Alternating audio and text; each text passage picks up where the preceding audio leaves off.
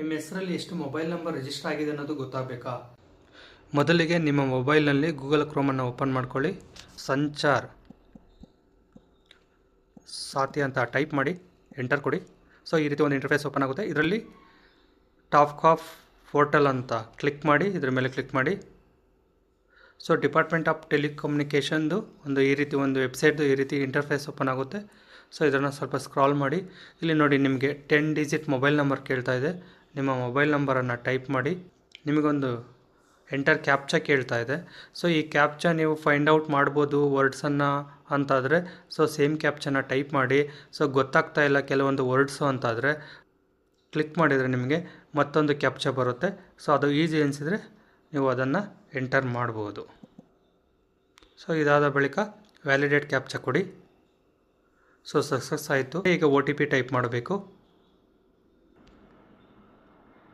So login ಮಾಡಿ.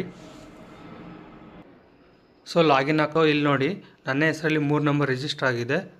So ಇದೇ ರೀತಿ ನಿಮ್ಮ ಹೆಸರಿನಲ್ಲಿ ಎಷ್ಟು ನಂಬರ್ ರಿಜಿಸ್ಟರ್ ಆಗುತ್ತೋ ಅದು ಡಿಸ್ಪ್ಲೇ ಆಗ್ತಾ ಇರುತ್ತೆ ನಿಮಗೆ.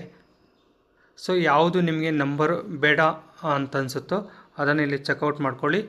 ಇಲ್ಲಿ ನಾಟ್ ಮೈ ನಂಬರ್ ಅಂತಿದೆ, ನಾಟ್ ರಿಕ್ವೈರ್ಡ್ ಅಂತಿದೆ, ರಿಕ್ವೈರ್ಡ್ ಅಂತಿದೆ. ಸೊ ನಿಮಗೇನು ಒಂದು ವೇಳೆ ಈ ನಂಬರು ನಿಮ್ಮದಲ್ಲ ಅಂತ ಅನಿಸಿದರೆ ನಾಟ್ ಮೈ ನಂಬರ್ ಮೇಲೆ ಕ್ಲಿಕ್ ಮಾಡಿ ನೀವು ರಿಪೋರ್ಟನ್ನು ಮಾಡ್ಬೋದು.